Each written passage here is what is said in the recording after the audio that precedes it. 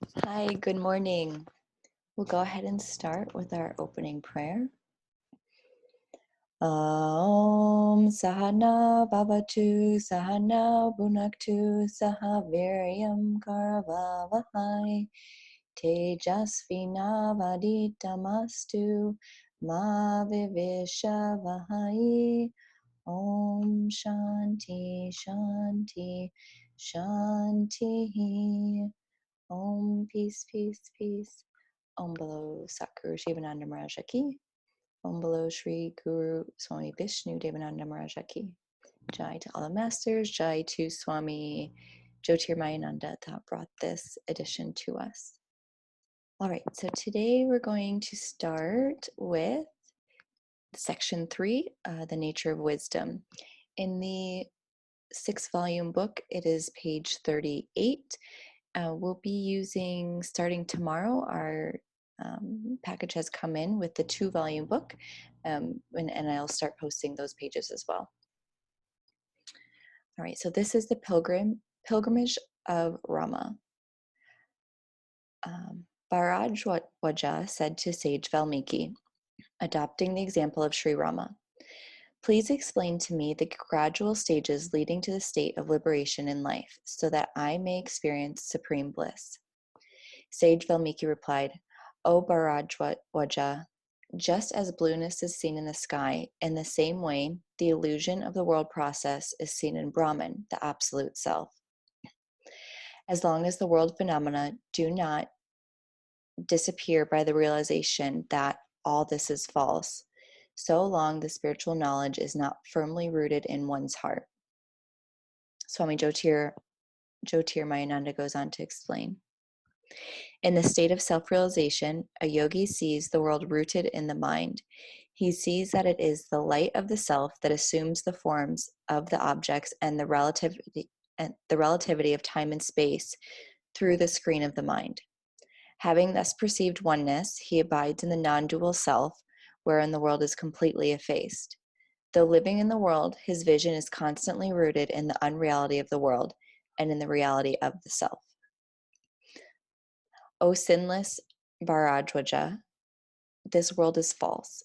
It appears to exist like color seen in the sky through a defective vision. But the wisdom that is laid down in the scripture, this apparent world can be effaced. The visible world does not exist. This knowledge leads to the effacement of the impressions of objectivity in the mind. With this effacement, there emerges a supreme bliss of nirvana, liberation. Without the aid of a scripture such as this, people are led to fall from one illusory knowledge to another, presented by so many fictitious writings on spiritual matters.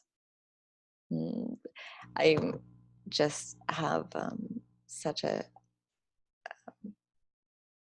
positive reaction to this, because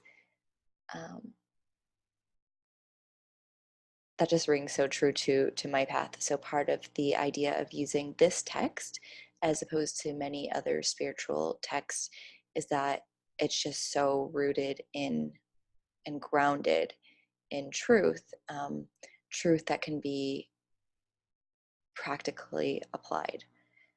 And that's what I found through lineage, through tradition. While others are fine, having a tradition with a strong root and a strong text such as this has just been so beneficial. Anyways, we continue. By adopting such false teachings, one cannot attain liberation even in a thousand years. So I said it was fine. He says, if you don't want liberation, then it's fine, but you won't find liberation through this. Complete eradication of the vasanas, subtle desires, is the true state of moksha, or liberation. He alone can realize this state who is free from the impurity of avidya, or ignorance. With the absence of cold, mist, and fog dissolve, leaving no trace behind. In the same way, the destruction of the vasanas, or subtle desires, the chitta, or the mind stuff, disappears, leaving behind the infinite expansion of the self. I'm just taking a note here on a couple of terms that may seem important to discuss or just to define in our women's circle. Okay, so the chitta or mind self disappears, leaving behind the infinite expansion of self. Just as a subtle thread sustains a garland of pearls, in the same way this physical body is sustained by the subtle threads of vasanas, or subtle desires. Vasana is of two types, pure and impure. Impure vasana is the cause of rebirth, but pure vasana leads to the cessation of the wheel of birth and death. The impure vasana sprouts in the fertile soil of ignorance, or avidya, and grows luxuriantly with manifold branches of love and hatred. It is the protected and nourished by the ahamkara, or the ego principle. I'm just noticing a thought that comes up in my mind, and I remember it being stronger at various points along this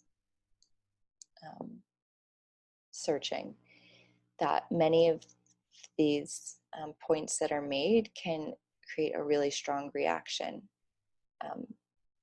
or did create a strong reaction in my mind, in that I don't know how to go into much more of it, but just to be aware of when we're talking about desires and what goes on in the mind, that there can be a strong reaction to this. This malina vasana, or impure subtle desire, is the cause of repeated birth and deaths.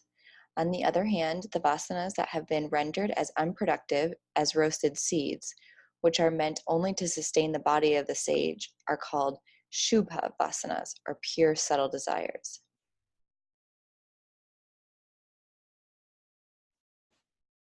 Pure vasana is the eradicator of the process of rebirth. It exists in the personality of a sage, just as a circle of fire is seen due to the revolution of a firebrand.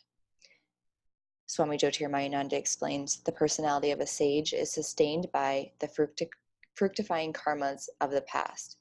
Due to his wisdom, the sage has no perception at all of his individualized state. But to others, his personality continues to exist, even as an illusory circle is perceived on the basis of a firebrand's rotation. I feel like we should look up what a firebrand is.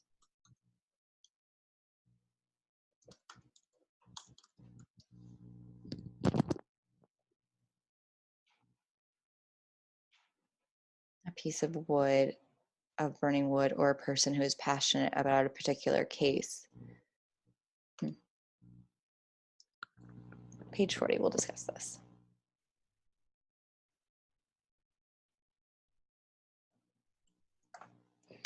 All right, I think that's it for today. We'll go ahead and close.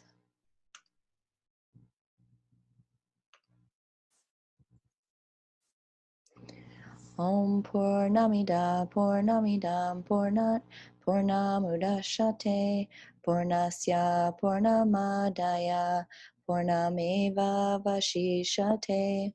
Om Shanti Shanti Shanti.